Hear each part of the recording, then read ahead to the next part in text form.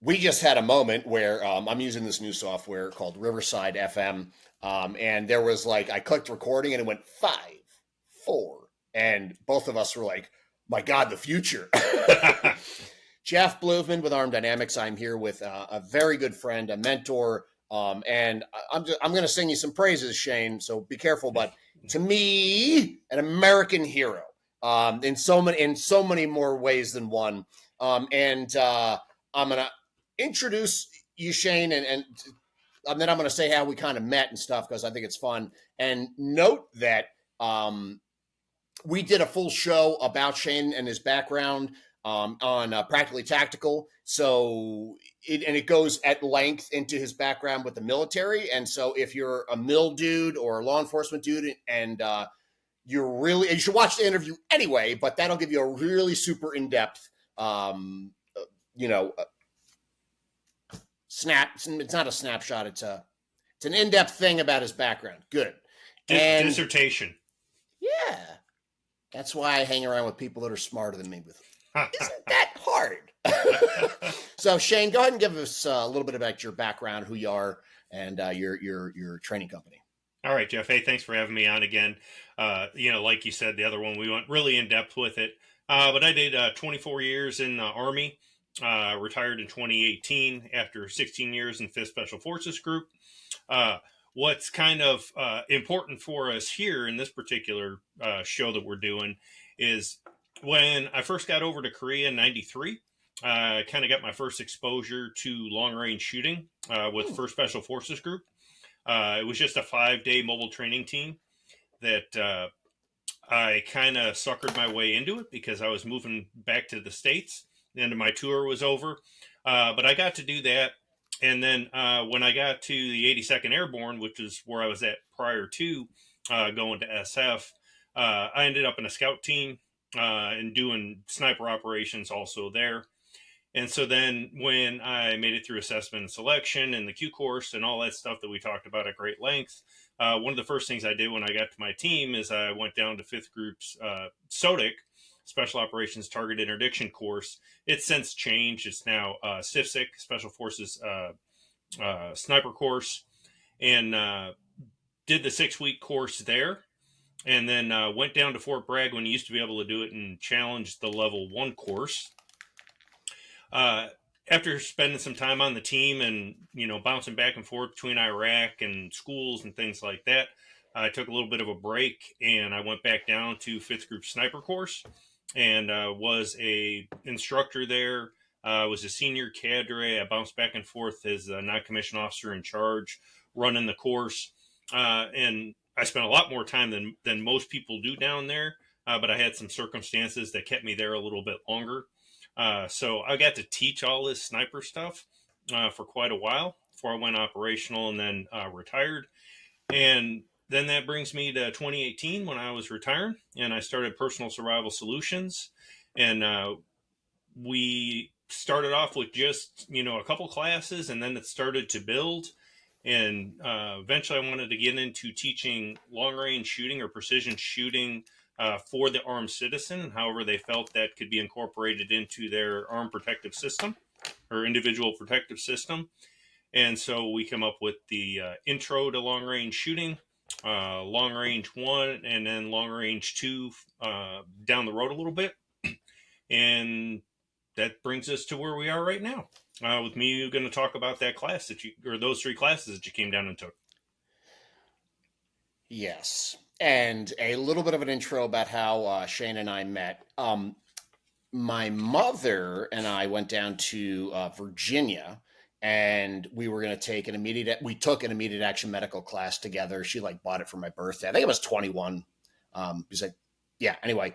And we get there and it's Shane and another one of the 5th Group guys. And they were teaching a 2-day immediate action medical class. And there's a couple things that I remember. One, my mother leaning over and being like, "Oh, he's very handsome."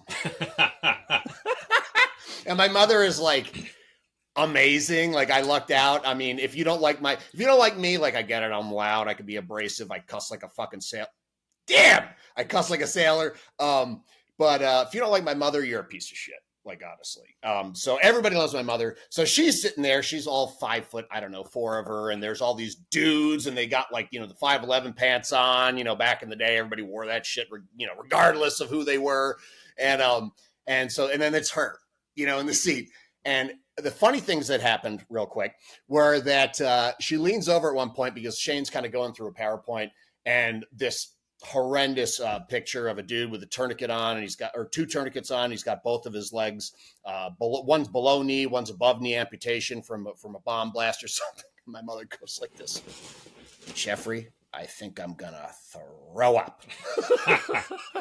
But anyway, they hit it off, and after that, and that was my I mean, I couldn't have thought of a better intro to immediate action medical, because Shane is a former 18 Delta combat medic for special forces, and talk about depth of knowledge. And so we hit it off, Shane and I, whether he liked it or not. We stayed in touch over the years, and we got to be in a couple classes together, and then all these various different things. And I, and then periodically, Shane, you would say like, oh, how's, I get a text message and stuff like, hello, sir. How's mom? How's this? And so yeah. And then more recently, he and his wife, Callie, who was awesome, who my cat, Ajax, Siberian forest cat, hypoallergenic. And you may have seen, when you watch the Brian Hill and Shane interview that I did, Ajax makes an appearance, but they came and spent some days up here. And then it was really cool because now that was before, I think, before or after, I can't remember, the long range rifle classes. I think we came up before. Okay. Yeah, that makes sense. And so then enter in the long range rifle classes. I have so many thoughts that running around in my head that I don't even know if my whole script thing is going to stay in. See, I make notes. People are like, just stand there and look pretty. I'm like, I fucking will. Thank you. So I got to say, and there are people whose classes I take that I feel privileged to be in.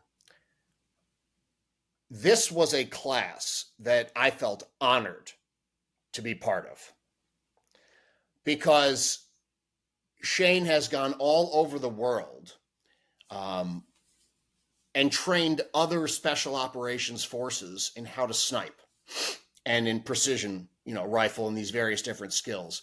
And to be in a class that not only was the person, what did I write here? It sounded good.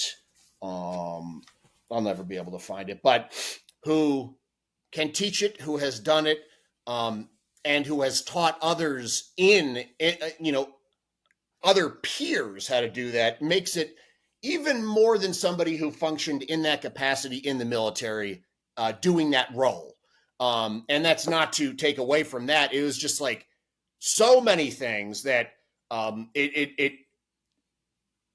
there's a difference between demanding attention and respect and commanding it.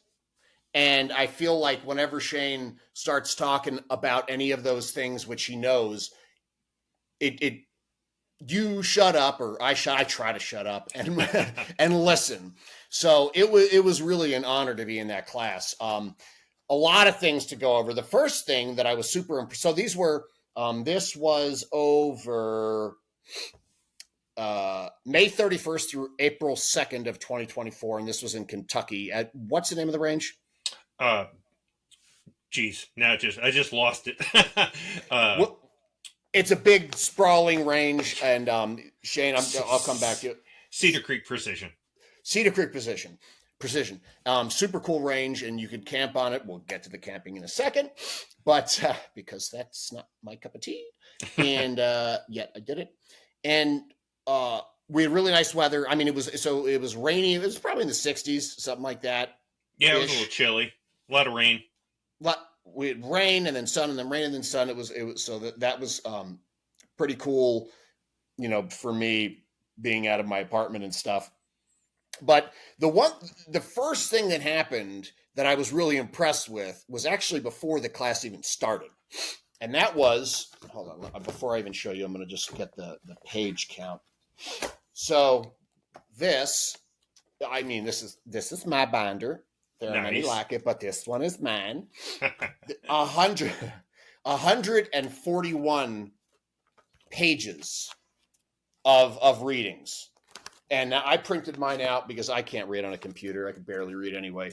And all these different, and then of course you could see that I put them in whatever these things, sleeves. And like, you are in my experience, and the function of this, by the way, and the title will say as much, is an AAR of long range rifle 123. And the reason for that, typically we do, or at least historically, an AAR would be a talking head. I sit here, I give you all the details and stuff like that. And I was like, you know what? I get bored with myself, and why not have the instructor come on? Because I'm not going to take a class that I know I'm going to hate anyway, and giving the instructor an opportunity to explain some of the things, and get it's having me explain MOA and MILDOT. Just don't listen. Just erase it. But so the only other people, there's Tom Givens, gives you like a binder worth of material and stuff, at least in his instructor class that I did years ago. John Murphy, um, whose new company was FPF, and now it is Citizen Defender. He will email you links to watch videos in preparation for the class. And the late James Yeager, he made it a prerequisite that students read Principles of Personal Defense by Jeff Cooper. So then you got Shane, who sent all these readings to allow us to kind of at least be primed prior to getting to the class. I was like, oh, this guy's for real. Now, mind you, I've known Shane for 20 years, so I shouldn't be shocked, but I was like, oh, shit. Homeboy's like bringing his A game, you know what I'm saying? And let's start there. What's your intention, other than the obvious, like with the readings and stuff like that? Well, it started out, Jeff, back when I worked at a training facility, and I got talking with the owners and that, and I was thinking about doing it anyway.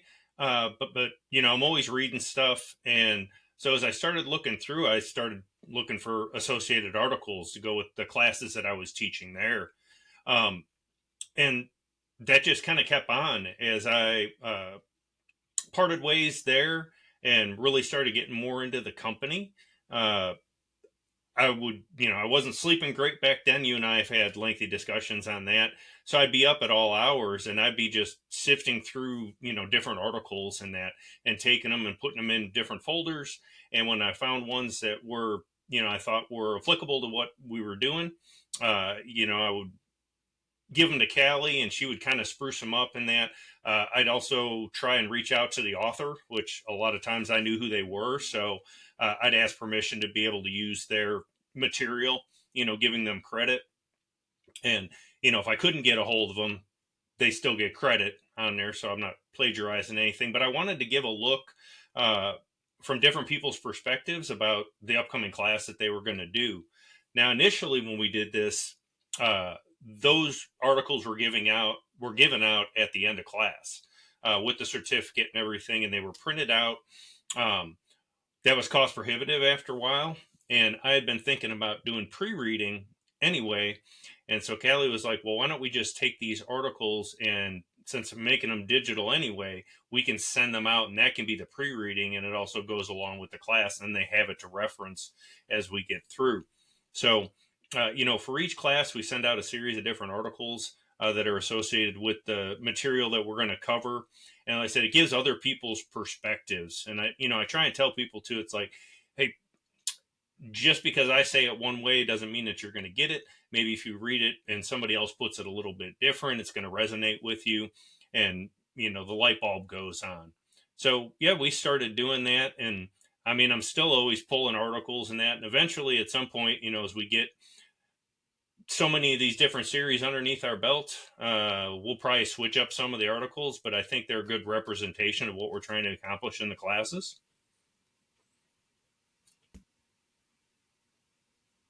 getting used to the software. Yeah, and it's like printing them at the end. Not only cost prohibitive, but you kind of feel like a jerk if you print them and people don't even read them. So I think it's sending you get weirdos like me that prints every single one. So it's almost like let people take it as seriously as they want to. You know what I Yep. mean? Mm-hmm. I will also say, and it's over there in my cert book. Another thing that really impressed me, you know what? Fuck it. Talk amongst yourselves.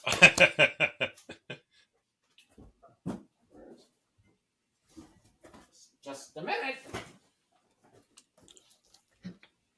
Because, giving credit where credit is due. And I was so impressed with this certificate that they print. It reminds me of the mentality with that Ashley Ashton Oh. Mm-hmm. of 360 performance shooting Mm-hmm. with like even the name tags. And he mentioned, you get it, and you're like, oh, this is like nice.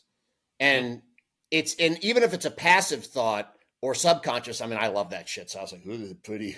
But and he said that he wants all the materials that he gives you, i.e., your name tag and your certificate, to be really nice because he values having the people in the class. And Mm-hmm. I thought that was like so classy, for a foul mouthed Navy guy. So this is the certificate, and obviously you can't feel it. And if you can feel it, you need to watch those hallucinogens because they can bite you. But and even has a watermark seal, really nice paper, and this is like the stuff that again, it's like it's a cut above the typical class or outfit and stuff. So I wanted to give credit where it's a funny thing. I don't know if anyone's ever given you credit online but it's important to me because it shows that you think you feel it's important, that the student is important. You know what I mean? Yep.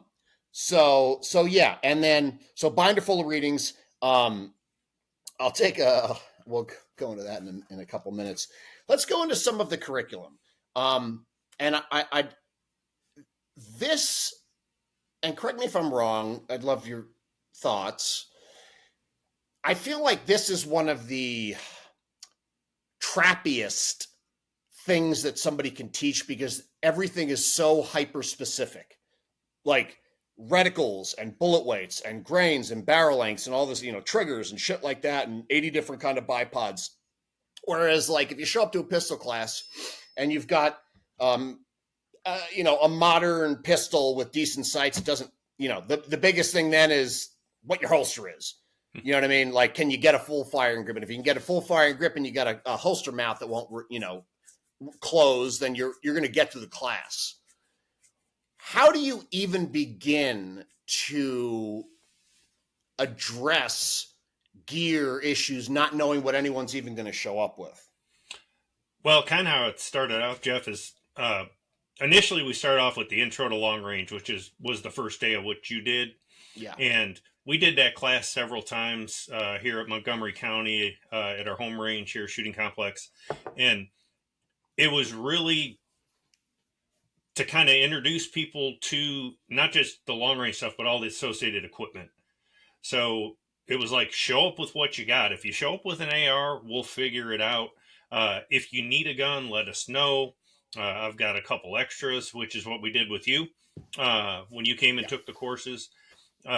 Because I've had students before, they've called up and asked, they're like, hey, what should I buy? I want to take this class. And I'm like, don't buy anything because you might get out there and you might not like it. Long range isn't, and precision work isn't everybody's thing. So I'd hate for somebody to spend a whole bunch of money and, do the class and be like, I don't really know why I spent the money. I don't really dig this. So, but that intro class, we talk about all the different reticles and gun setups and the different guns and all that associated equipment that goes along with it.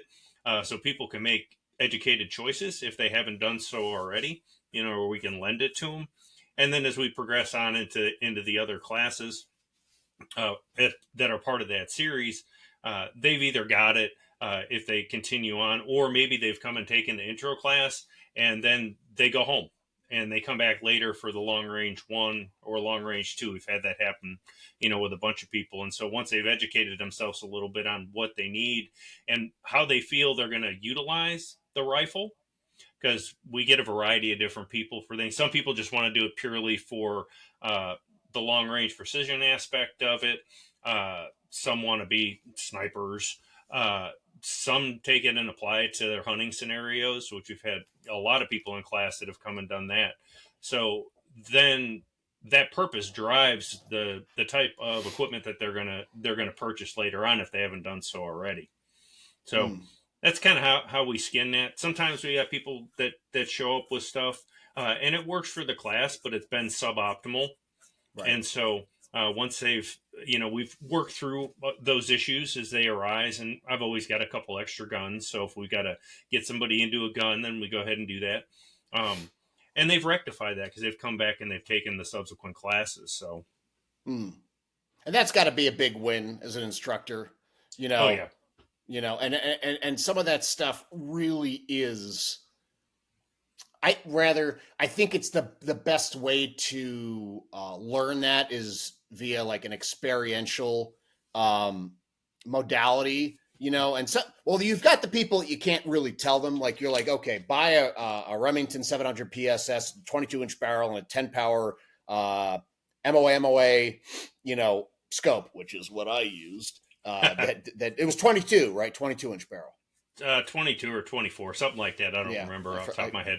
Can't quite remember. And then they show up with like a not that, and you're like, God damn it, dude. And they got like a fucking like a 1 through 4, and you're like, this is not.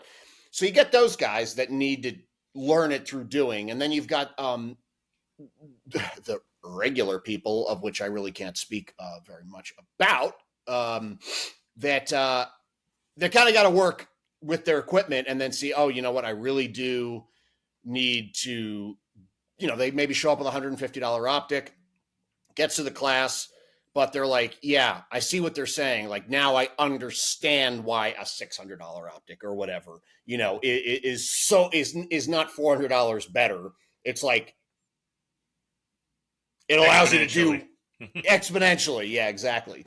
And a funny thing I wrote down. Well, you judge if it's funny. I think I already told you this. So as far as people wanted to be like a precision guy, learning the rifles better, or like a quote unquote sniper. When I was like a teenager, I went to this gun show and they had like these ghillie suit kits. So I bought one, I'm 14 and all that. Why wouldn't you buy a ghillie suit? Right. At 14. I could tell you the other things. It's weird. But what the other things I bought at the gun shows, my father thought it was totally fine. So I blame him. And I bought, there's a bag and it's got it's got the burlap stuff and the netting and like those burlap string things. Well, I go home and I'm like, it's like the head helmet thing. Well, I missed the memo that it's supposed to be like floppy and stuff, and you're supposed to put in vegetation. So I probably had like 6 hours into this thing, and I had so many strands per inch that it's just like, it looks like a helmet. It's like, dude, I have to take a picture of it. It's at my mother's house, I think. And awesome. It's still in the bag. And it was just like, when OCD messes you up, and then, so there is that, and then just to talk about so you put me behind that Remington 700. There's a loopholed fixed 10 power with an MOA reticle, MOA turret, which it had a mill reticle with a bullet drop compensating turret. That was in minutes. Oh, that's okay. You're spot on. Oh, continue on. Yeah, continue on with what you're doing. And then, so it was really nice that Doc. And by the way, if I call him Doc or Shane, Doc was Doc K when you were operational, right? And we weren't using. Fucking cool, man. Cool. And I was using AAC, American Ammo Company 168 grain hollow point boat tail, and apparently they do a lot of work with Hornaday. A lot of it's loaded there, et cetera, et cetera. So that's what I was using. I'll talk about the camping later because it's hard to. As far as so in training, so many mill guys, right, and training special operations soldiers all over the world as part of the sniper locker. Correct. That was That's what we used to call it. Yep. it's which is another really cool name. I will just try to live vicariously, and that's fine. And what was the biggest takeaway from them? And then I'll ask you the same about like the biggest takeaway from training civilians in this stuff. So I'd probably say the biggest takeaway from the military aspect of it as an instructor that translated over to what I do with the armed citizen civilian is one of the biggest things I learned from being down there for so long and going through the various positions at the locker was I learned how to diagnose students, and then I learned how to teach instructors how to diagnose students, which helped me even more so. Because one of the things that we would see when we were down there, and as I was like the senior instructor or the NCOIC, whatever capacity I was serving in at the time, and I did this too when I first got down there as a new instructor, is instructors get sucked into their spotting scopes or instructor scopes, and they're watching down range of what the bullet's doing, either on paper or steel or what have you, and they'll be berating a student, why are you screwing this up? Where when I'm standing off to the side, I need to pull them aside and show them like, hey, look at his body position, look at their trigger finger placement, look how they're manipulating the trigger, or whatever the case may be. We don't see any of that stuff when we're sucked into that instructor scope. So getting them to understand that, yeah, you can only diagnose so many problems by watching the trace of the bullet go down range. You need to be watching the students. And then as you do that, you continue to learn and you end up being able to diagnose better. So I think taking that and being able to work with students, through our classes now has really helped me a lot. Conversely, as far as I guess I can't go back in time and do the military stuff anymore, but what I've pulled out of from the armed citizen side is I guess the way that I interact with the students, because when you've got military people, there's just a different dynamic there, and I might talk to them a little bit different, or what I need to do to get their attention might be a little bit different. If I did that with some of our students that were in class now, I don't know if we'd have as many returning students. So just taking that process of being able to diagnose them as a shooter, and then also knowing how you need to speak to them with their personalities and what they do, because let's face it, very rarely do we have people that are in that it's their their paid job to go do this. So it's recreational for them, and it's also getting them prepared for whatever they might encounter out in the world, but. I can't talk to them like I would the military guys, although sometimes, there are people, folks that are in class that they want you to talk to them like that. And, you mentioned James Yeager, the late James Yeager earlier. And, you and I both know he had quite a following that people paid him for the instructors to, scream and yell at him and that was part of the experience for them. I just find that the people that I have in my personality doesn't lend well to that. So, so I've gotten away from that now that I've hung up my beret and uniform. Yeah, I was gonna talk more about like the different ways of teaching, but that's there's more important stuff to like comparing and contrasting the different teaching. I'm with you. I have had I can't even say much better. I've had it's worlds better results with one, not yelling at people. Also, people, a lot of my clients probably wouldn't take well to it. Also, it's not really me. So Mm-hmm. if you're doing that, you have to absolutely own it, or otherwise it's like being naked on stage and being uncomfortable. The whole audience is, nobody's Mm-hmm. happy, Yeah. um, to use, to go to acting. But I kind of balance between the cheerleader, generally speaking, and then just kind of very direct and firm. But there's no condescension, Yeah. and that's where I just, I don't like that in any fucking learning, so I wouldn't treat others like that. But back in the day, that was really fun, being the student and, all that stuff with certain, venues. And you said looking through the spotting scope at the bullet hitting or not hitting and stuff like that, as opposed to like looking at the student.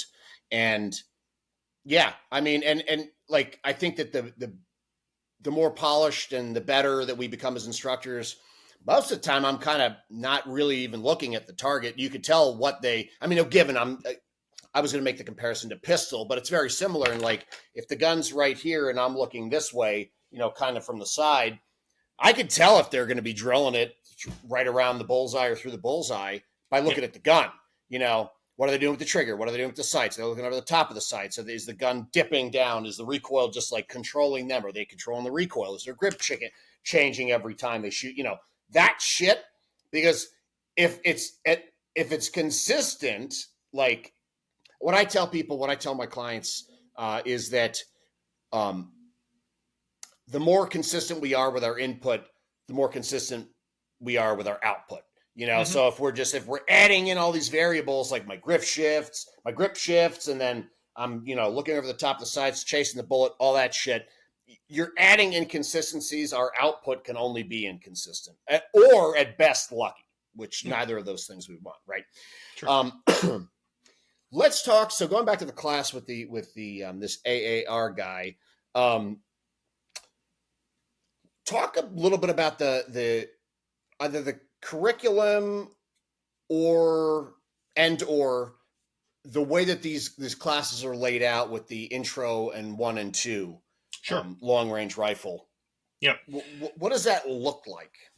So, like I said, when we started down this path with the long range / precision rifle stuff, we started with the intro because we wanted to get kind of a student base uh, with understanding, hey, all that associated equipment. Uh, my goals initially when I started it, and we didn't really achieve them, but I think we've got a better product now. Is and I've been blasted via the interwebs and that on this before, but and you experienced it with the intro class. We never really got past, excuse me, 100 yards. And one of the students, several classes back when I was teaching it, he was like, said something that I thought was really important. He's like, "Well, heck, if we can't do what you're asking us to do right here, it doesn't make any sense to go any farther." Which is absolutely true. So in that intro class, we may or may not get past 100, but we're spending a lot of time. We're talking about equipment. We're talking about all the different reticles. We're talking about the applications of the fundamentals of marksmanship as applicable to precision type of shooting. Getting people out and getting them comfortable. Rifle setup, which is huge and extremely important to success later on. Because we did it with you. Midway through the class, we changed things up on the rifle just because as you settled in and you started understanding that application of the fundamentals of marksmanship a little bit better, we had to tune and change some things with your with the rifle that you were using. And so we spend a lot of time there in that intro part of the class. And then, depending on where we cut off, the next day, because we run them sequentially, we do a zero confirmation. And then our goal is to start building some data on paper out to beyond 100, 2, 3. If we can get farther than that, that's great. Uh, I, I don't know how many people are doing that. A lot of classes that I see in it, like I said, I might not be familiar with them, but they jump right away out to on steel, and they're going out to distance, which isn't a bad way to do it. But I think you learn a lot when you're on paper whether it's at 100 or, you get those intermediate distances, 150, 200, 250, 300 if you can do it. But you get to learn about your gun too, you know, and we talk a little bit later on about some of the technology that's out there associated with it. But, at this point, we're still just learning about the gun, learning about, how to apply the fundamentals. And then we start to add some positional shooting stuff in there also, and some different drills to kind of stress people out a little bit, make them build the position quickly, and get the shot off. And so then in the afternoon on the second day in long range one, we get on a little bit of steel later in the afternoon.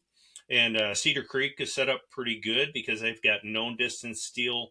At the time when you took the class out to 400, um, now I believe they've got known steel out to 500, and then beyond 500, it's unknown. Uh, but my goal is to try and get out to about 400 or maybe a little bit beyond on the steel. Uh, just everybody working the fundamentals, me going around and talking to them and trying to tweak that stuff.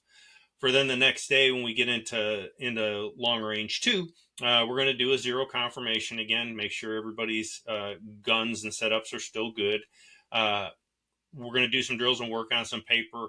And then for the majority of the afternoon, then we're going to talk about some of the ballistic computers, talk about some of the other technology that's out there, and some of the equipment, tripods versus bipods versus shooting off barricades or, something that's in the environment.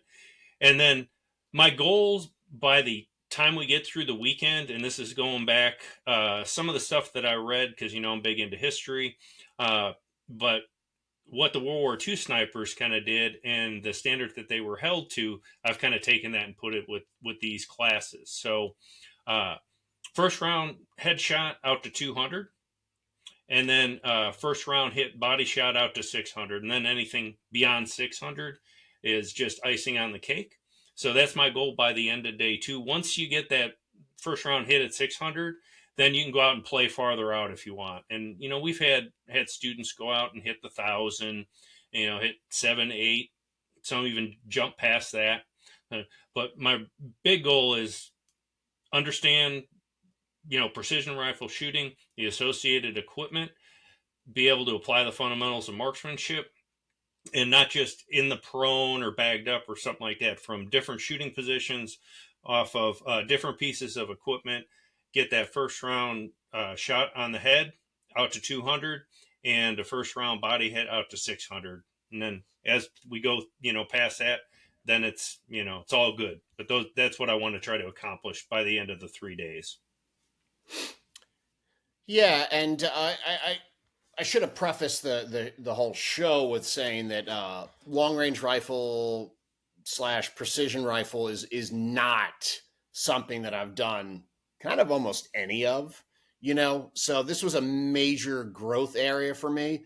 I'd always wanted to. It was never really presented with an opportunity to, and so I was pretty much walking in like more or less a blank slate in that I mean I can shoot. I understand shooting, like as far as like I needed a good consistent cheek weld and trigger control, these different things.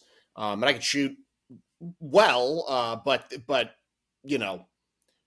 shit, I don't even know if there's. It's hard for you to find. There's ranges around here that are 100 yards, maybe 200 yards. There's one that's like 600, but I'm not a member there. So I don't have the real ability to, most of the time I'm doing like,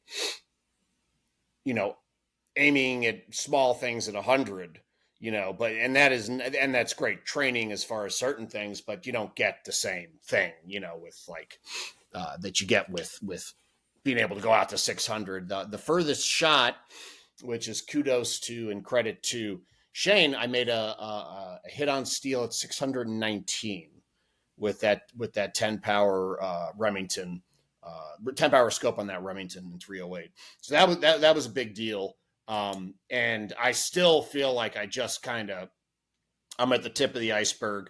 I've actually some of the things that I took away, other than the awesome experience and learning some about how to actually do this, is a lot of the positional shooting, which for me is probably the most uh,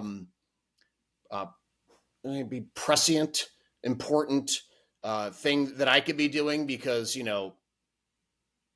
I can apply the different shooting positions to anything with any rifle. So I have a Ruger precision gun in 22, and with a, what does it have right now? It's a 3x9 power, like a nice little scope, and then a silencer, a little 22 silencer that's user serviceable. You can pull it apart and clean the baffles and stuff. And I smooth the bolt and stuff, and that thing is fun and slick, and with the right ammo, just, I mean, it's spooky quiet.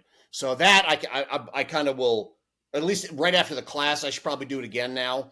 Go and practice more. It's just I got to drive for an hour and 15 minutes, and if nobody goes with me, I'm like, well, it would be fun to have someone to be with here, But running from different positions and stuff, and I'll go grab them because they're right over here. But on day 3, I thought it was super, super cool. And then I'm going to talk about the 2 huge kudos to you as an instructor, from an instructor. Day 3, I thought it was so cool because you bring out all these various different accoutrements and contraptions and stuff, ranging from expensive, fucking nice, like vice, clamp things that are on tripods and stuff like that for you to really stabilize the gun and shoot. All the way down to the shooting sticks. And it's funny because I just really like the shooting sticks. I felt kind of like the cartoon character that doesn't have any real like cool like stuff on him, but he's got like the one little thing, like his shooting sticks. Like that was the way I'm weird, but let me show you these shooting sticks, because the other thing is, one, weight and also cost. But if I'm going to be grabbing a bag and I go into the range or wherever else, then this is already in the bag and prepped. I'll go grab that.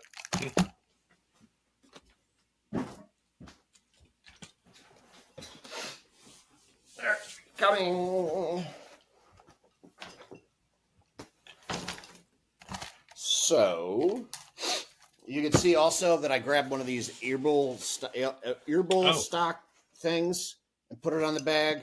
Nice. That's nothing that I don't remember if somebody had one in the class, but I don't know. It's pretty cool. $35 goes on the Molly. And then I could just lay my gun across it. Mm-hmm. And then this is the thing that I came away with that I really, really liked, which is are these shooting sticks, which, shit, dude, they were like, I want to say like $70. They were cheaper actually than what you quoted. And obviously things fluctuate, and sure. But these things, I absolutely love them.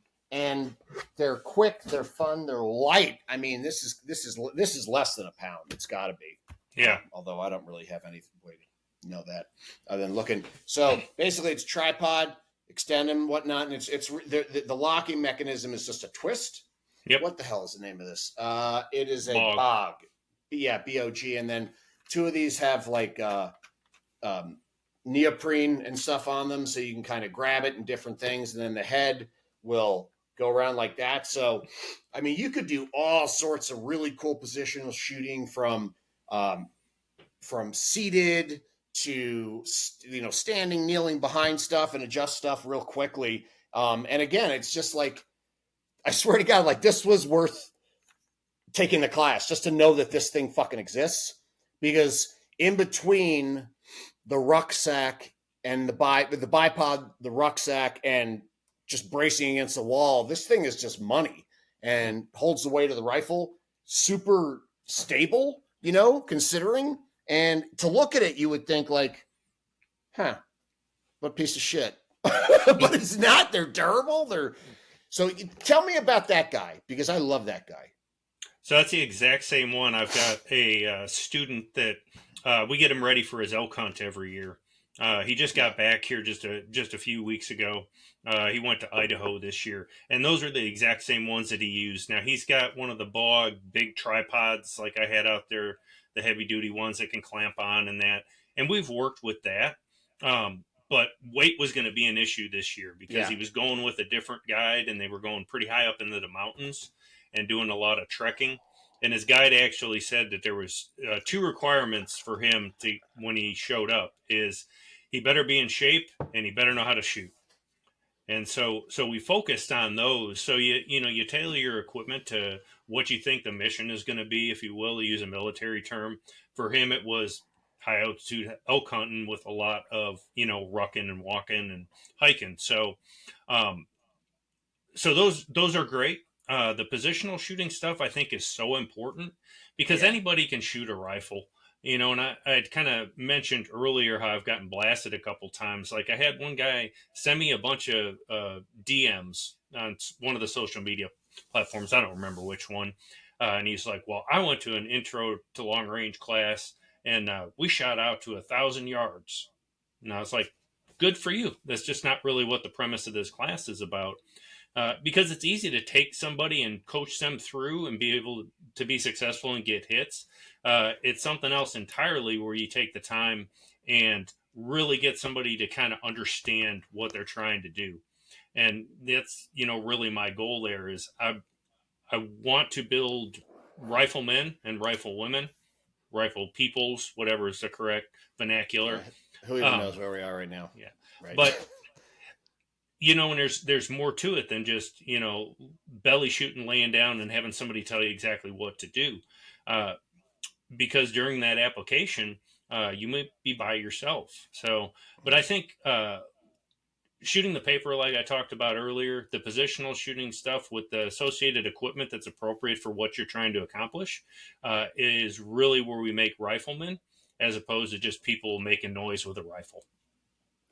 Well, wow, we should do this professionally, man, because that's a fucking perfect segue. I'm getting pumped up now into what I was about to say, which is the two things that immediately stand out. Well, third, you have the patience. I don't really know that I've ever seen anything like it.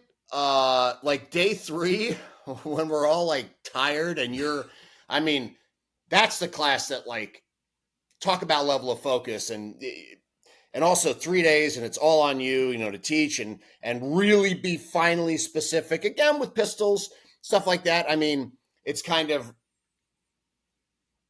well, I have a point about that later, or a question rather, but um, and they're getting their rifles out, and then like for example, Ryan is like, I don't have a mag, and we're sitting on top of this peak, this mountain thing, and we're shooting across at the 600-yard targets or whatnot, and further out if you can hit the steel past that. And one of our guys, super cool cat, Ryan, he lays down there and he's got his AR platformy thing, and Shane is sitting about 10 feet, I don't know, behind him. And he's in one of those like little, folding bucket chair things. And he's got a little tripod with this $1 million laser rangefinder. And he's just like, shooter, it's shooter ready, right? And they say ready. And then you say send it. Yeah, I Correct. mean What do terminology as you, long as whoever you're working with. what Um, did you say?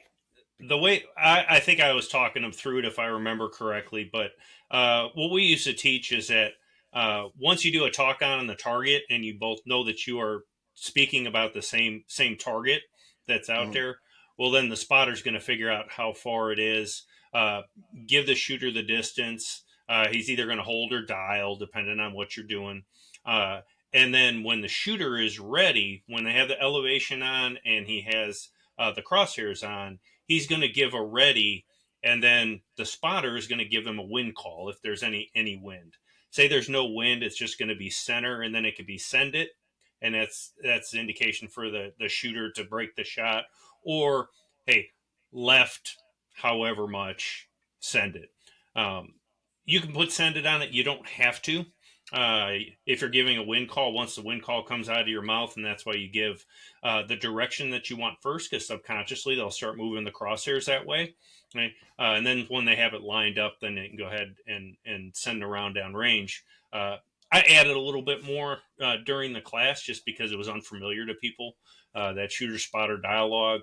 And even when we were doing it over the 6 or 7 weeks, depending on how long that was, it would take a sniper team a while to get that down and each other's personalities, because they may or may not have worked together before. So then we worked clear and concise with the shooter spotter dialogue. Okay? But I just added a little bit more while we were doing it. Gotcha. So Ryan's behind his rifle. I think this is exactly what happened. And you were kind of like looking out, kind of waiting for him. And he kind of raises his hand. He's like, I need to load my rifle. And he gets up and he has to go. I think he had to go, or he had to get up so that he could get it to an ammo can that was just far enough away, and then load the rifle. And I watched Shane, because at this point I was just watching you, because I wanted to watch, like, when's he gonna crack, and when's he gonna crack, and he never cracked.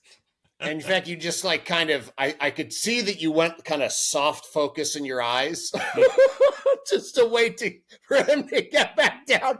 And so I'm enjoying the shit out of it, because, also from an acting, directing standpoint, we could kind of watch micro things. Mm-hmm. So that I was incredibly enjoyable. But yeah, patience. And then the other thing was this, other two things was, day one, like, okay, so with the rifle I was using, one, it had like a cheek rest, and this is all like independent, shooter to shooter. Like, this is set up for Shane, or actually, I think you said it was set up for the guy that was using it last behind me. Yep. Regardless, though, the cheek rest was not working. I had to really crane my head over, and so that was bothering me. So I pulled that off, and then I was also the length of pull with the rifle, which is basically the back of the buttstock to the face of the trigger, that distance in inches, was real long. It's built for like somebody with longer arms. So I was, fucking myself around this rifle, and I'm getting, believe it or not, kind of frustrated and angry. I know it's hard to believe. No. I know, that's why I was like, guys, believe it happened.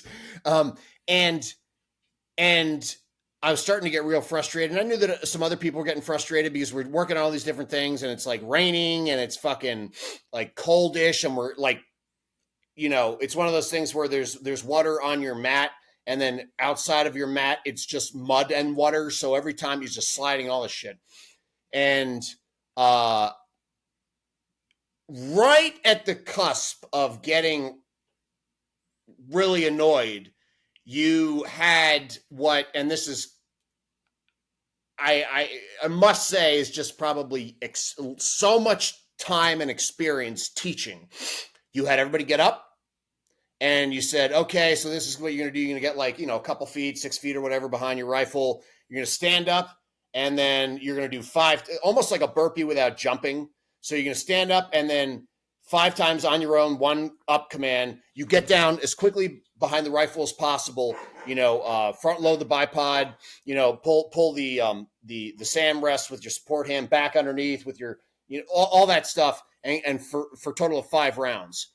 And I was like, and it may not, listening to that, it may not sound as profound and perfect of a teaching tool and perfection in like time of when to incorporate that, because what it did was it broke everybody the fuck out of their head and got them doing, and just by introducing that more dynamic movement, which it's like literally shaking the annoyance out of you. And I also thought that from a learning perspective, it was, I don't know, man, of the things that I've experienced, that is absolutely right up there with brilliance and timing.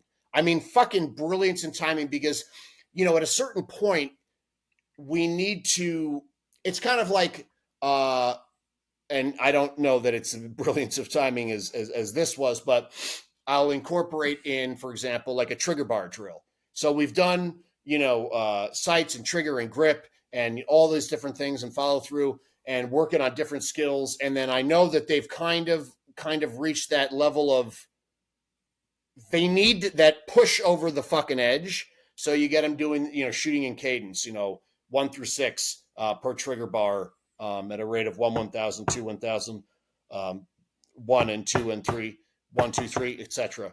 And that boom happens because they're no longer fucking thinking about the fundamentals. They're thinking about just the cadence. So it's one of those breakthrough. And I swear, as we were doing that, I was a combination of like, I'll say it, it's my show. I wanted to hate fuck this rifle.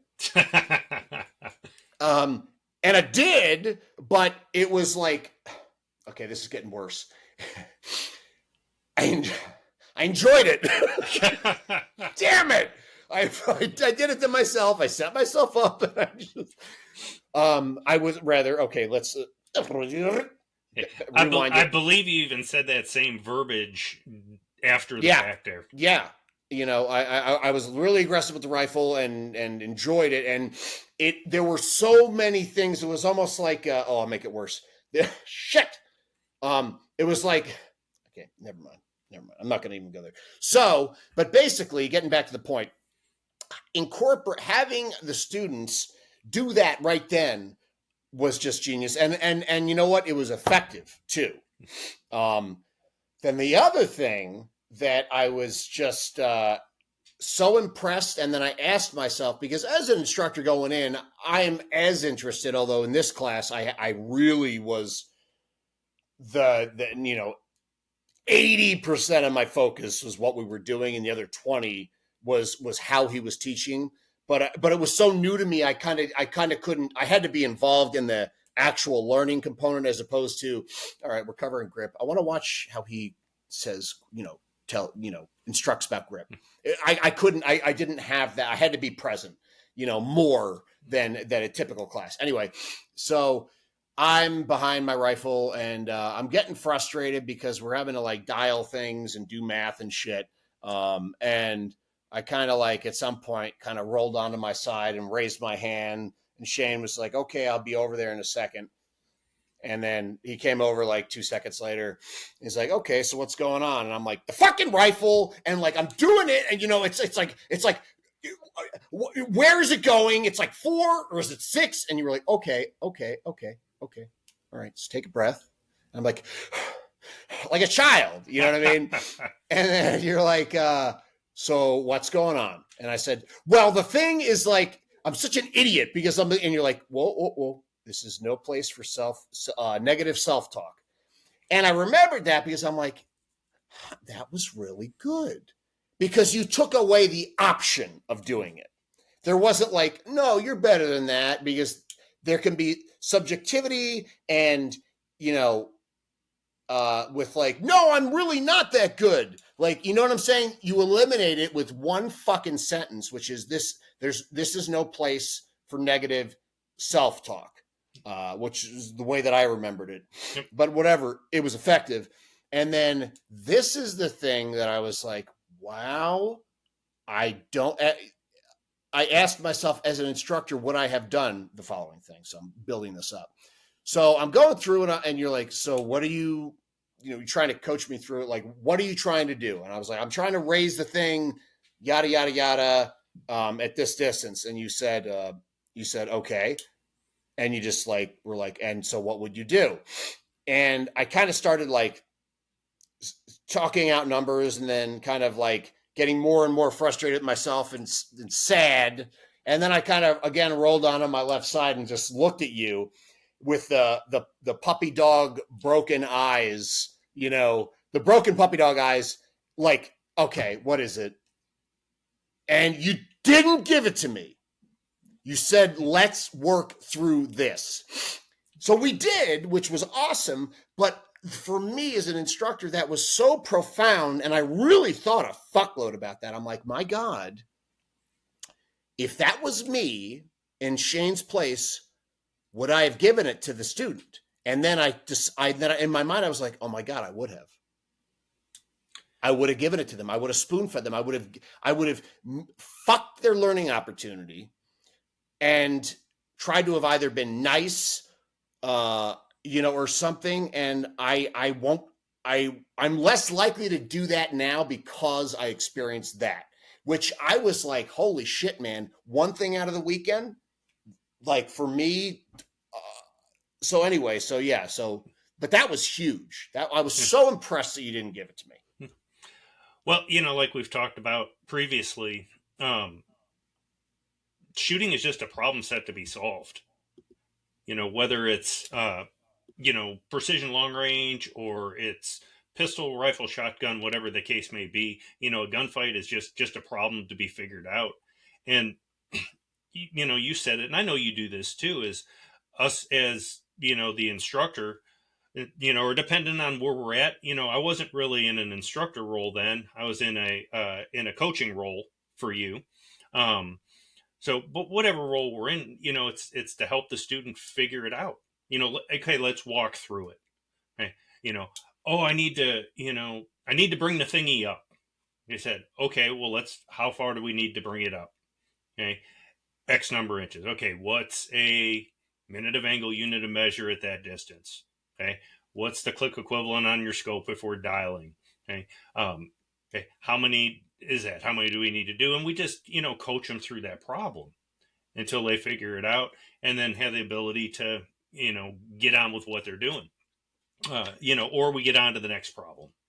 But I think there also, Jeff, there's a time and a place too where sometimes we do need to give it to them. Because there can be a level of frustration, or maybe, you can't talk them down, or you can't, talk them through it, that sometimes it's more advantageous to go, hey, this is the answer. But we got to try these other things until we get to that point, and then you just make a call. Yeah, that is a good point. That is a good point. Although I thought that it was at the very least the perfect time to do that. For me as an individual shooter, which is what coaching is, right? Yep. So those were two things where I was like, dude is good. Like, he good. Let's see what other things. And I was so I wrote down some notes about like tech things, but we should maybe, well, we're never going to do it because what's going to happen is we're just going to wind up talking about more important stuff. But we should do a show on tech, like gizmos and gadgets. But it's like the eye roll kind of thing. But here's the thing. That's important, but I feel like go take the class. That's where you really understand it. Let's say we've got a guy who's got money ain't a thing, or a chick, money isn't a thing. You could be like, yeah, go get this Zeiss, $3,000 scope and this $3,000 rifle and they're going to buy it and they're going to have it. And first of all, the likelihood they take a class is minimal. But then, yeah, I guess in advance, if they showed up with that, great. I don't know. It's just not as wholesome. Well, the thing I think, Jeff, is that as far as the equipment goes, and I mean, we covered, a bunch in the intro class, and that's still only like a snapshot of what's out there. Oh, yeah. Because, I mean, I think out of all the different shooting disciplines, and I could be wrong, it's happened once or twice, but long range precision shooting, I think that just the technology is just advancing so fast. Oh, really? Yeah, with like thermal scopes and laser range finding itself scopes, and and just depending on what scopes. you want to do, and the different ballistic computers and portable weather machines, Kestrels and things like that, etc. When I was a military instructor, when I was down at the locker, we started getting a lot of that technology in. Like when I started doing this, and even when I started teaching down there, the rifle that you shot was pretty much the equivalent of the rifle that we were shooting down at the locker the students had. And then we got, a little bit better scopes. And then Todd Hodnett came out with the Horus reticle. Then the Kestrel weather machines started coming out. Then you started getting the ATRAGs at the ballistic computers. And then we started seeing the ballistic computers in the ATRAG, not in the ATRAG, excuse me, the Kestrels. So the little weather machines. There's watches. There's all kinds of stuff. And I think all that technology is great. Don't get me wrong. I used to say anytime that we can get lead on flesh or lead on steel or lead on paper better, it made us more effective, as snipers or whatever we're trying to do. But one of the things that I always had to emphasize with the instructors, and I try and bring this to the class, is that technology is great, but I also want you to be able to do it when you don't have anything.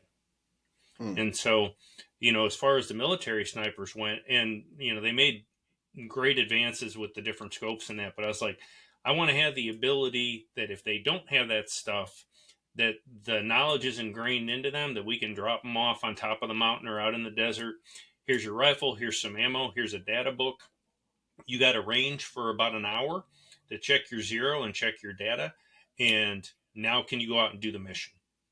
When you don't have your ballistic computers and this, that, and the other thing. So, and even with that, because there is the advances are so quick in that it's hard to keep up. And I'll admit, I don't keep up as best as I could, but, I'd have to do that all across the different systems that I teach, and it's just impossible to do. So, it always comes down, I guess, at the end of the day to, hey, get a good quality rifle, get a good, decent optic, depending on what you can spend and what you're trying to do. If you're just starting off, if you have a lot of disposable cash, then by all means get something that's, good and expensive. If not, there's some mid-grade stuff that's out there that'll get you going. Settle on a good ballistic calculator and go learn. Go out and shoot.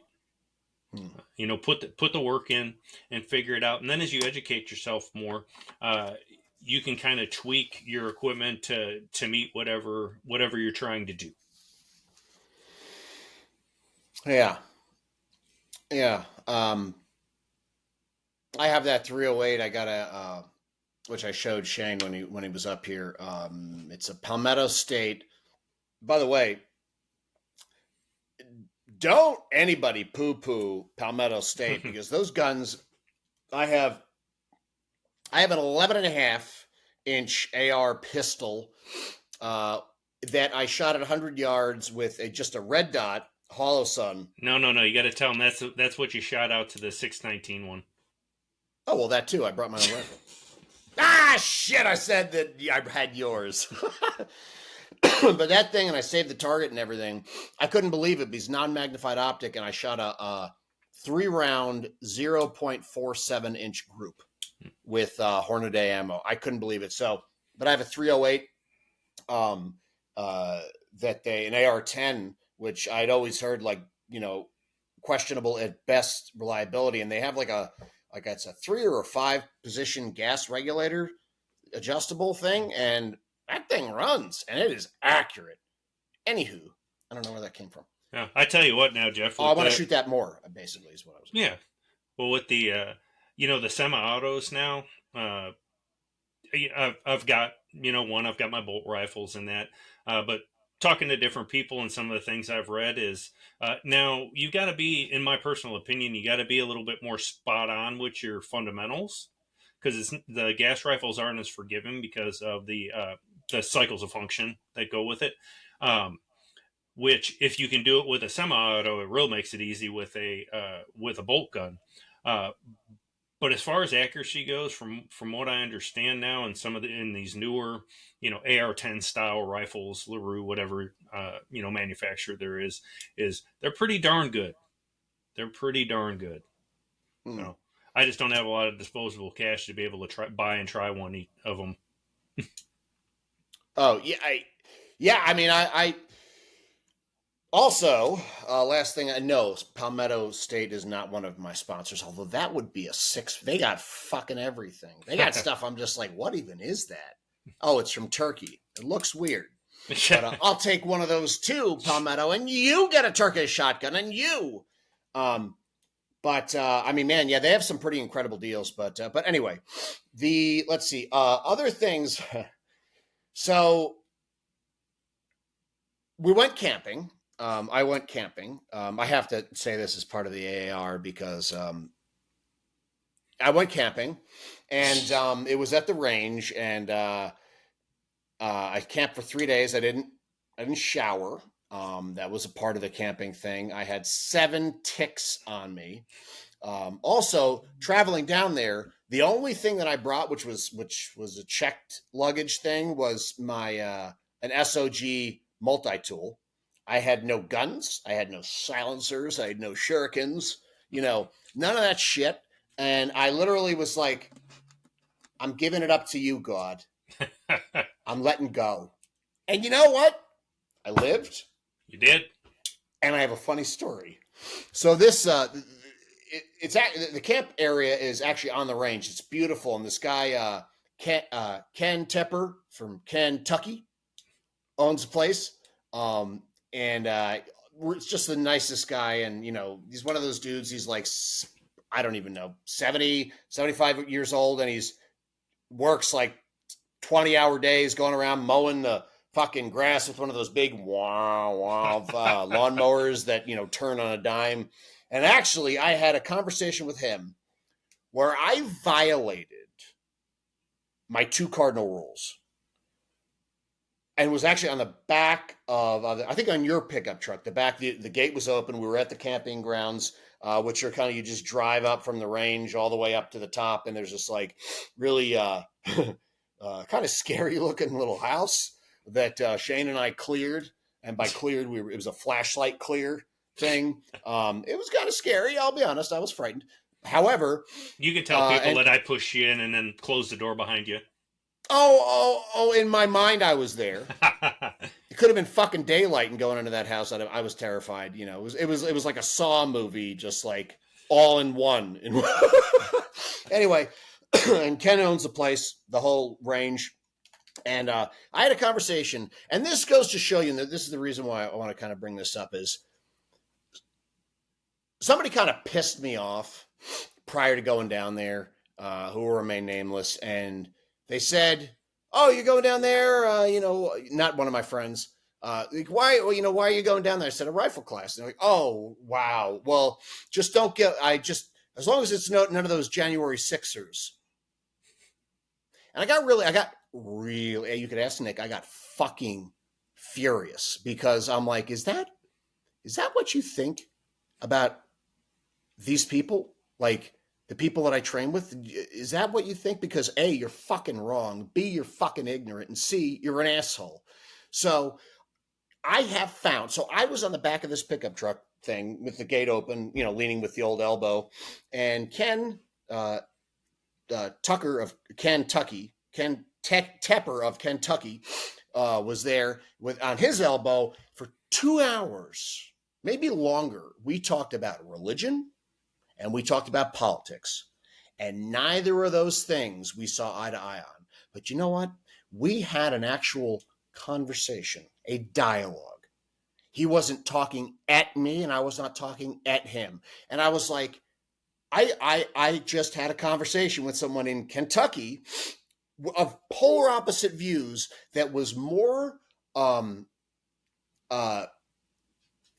was kinder, more open-minded, and non-combative than I could have ever dreamed of having up here in the Northeast. So when people go ahead and talk about, and it's like, that is,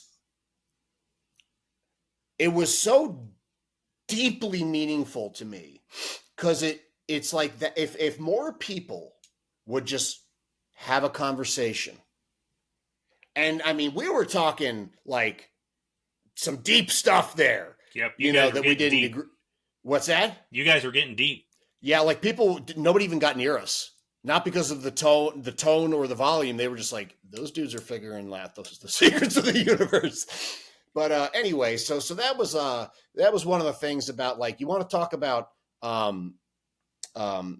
accepting and not inviting. What's the word I'm looking for?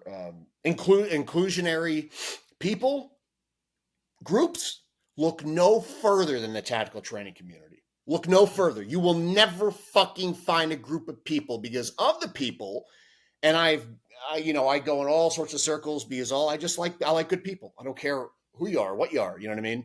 Um, they are the people that you will meet in the tactical training community are the most inclusive, kind, generous, thoughtful people of any of the groups I've ever run in.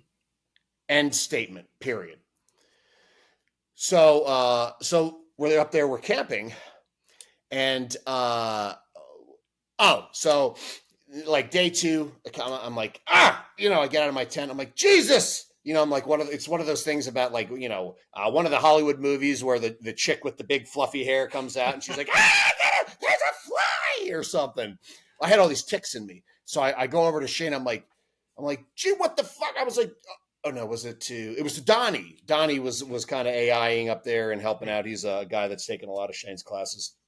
I'm like, Donnie, you got any tricks for getting these ticks off of me?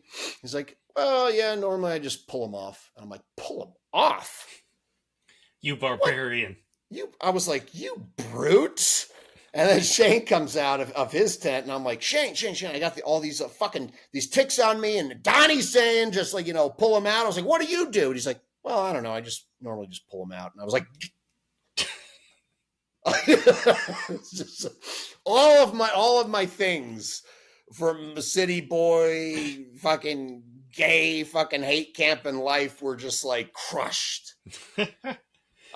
So yeah, if you go and take these classes, if Shane's doing this, the one classes on this range, you can maybe camp with them. You could have the experience. Yeah. So let's, any other things? I just want to take a quick look here. Man, I'll tell you, I mean, as far as an AAR, I think that those are like the AAR points that I kind of wanted to hit to give people an overview about the class, the instructor, kind of like what you can expect, and a little touching on the curriculum and things that you can expect to learn. I'm going to give you, I always say last words, but then I always say something afterwards. So do you have any closing thoughts for yourself, sir? So yeah, this class, I mean, people ask me all the time, what are your favorite classes to teach? Or what is your favorite class to teach?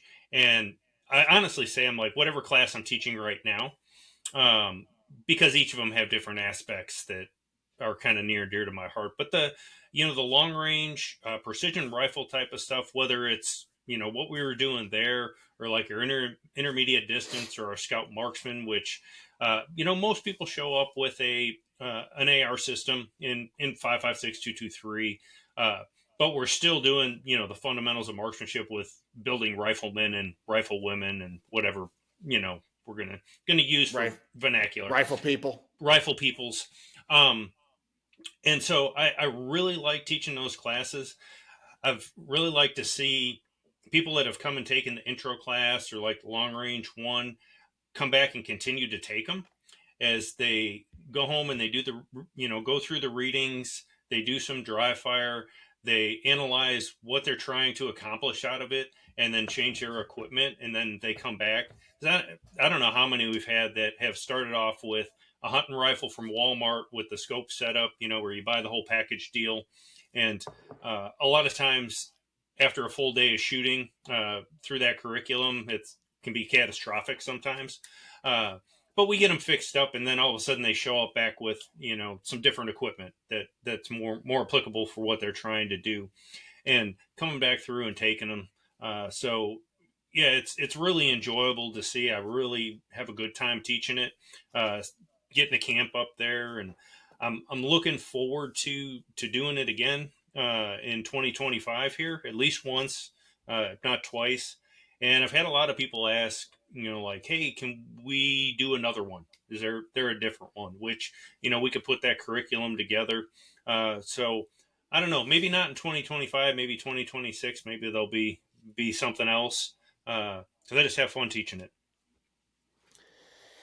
Well, if you had told me when we first met in Immediate Action Medical that I would have you on a show and that I would be, going down to Kentucky to train with you in rifle, I don't know what I would have said, but I probably would have been like, deer in the headlights, like, oh, I think they're speaking English, but I don't know what they're saying.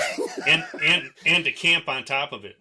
Oh man, yeah. And thank you so much for coming on the show. We're going to be doing a whole bunch more shows. There's so many. I mean, I learn stuff every time we talk. So, I guess I do these. I selfishly do these shows, but I got to tell you, man, and I got to tell all our viewers that I can recommend Shane Kerwin of Personal Survival Solutions any of his classes without reservation. I don't know. I really feel I do know. I am blessed to be surrounded and uh, to be surrounded by people like yourself and the instructors in our circles that have embraced me, and I'll leave people with this: that not only will you learn so much going and training with Shane, I'll reiterate that it's a it's an honor to train with a guy that was in the sniper locker training people, special operations forces all over the globe, how to snipe. And don't miss an opportunity to do this. Do not. And I don't want to speak in the negative, like don't do something. Go and take this, because these are the kind of even with the camping, they are life experiences. I've found that some of my deepest, most meaningful, personal life experiences that I have had has been in the training community. The people that I've met, the friendships and the bonds, the breaking of these preconceived notions of what I have about people and maybe what they believe. I've yet to be in any real kind of environment that was like that. So thank you, Shane, for helping expand my horizons. I don't miss the ticks, but I would do it again. Good. And also, check it out. Who's this guy? Yeah. Pretty cool shirt. Also, even if you haven't trained with Shane, go and buy some of his merchandise. I swear these shirts are so soft. Okay, I'm gonna wrap on that now. So I'll put links in the in the description box, and thank you again, Shane. And we'll have you in another show. And viewers, you should be thankful that people like Shane come on. Whoa, turn for the dark. Thanks, Jeff. All I right, everybody. appreciate you having me on. All right, thanks. Bye now. Bye.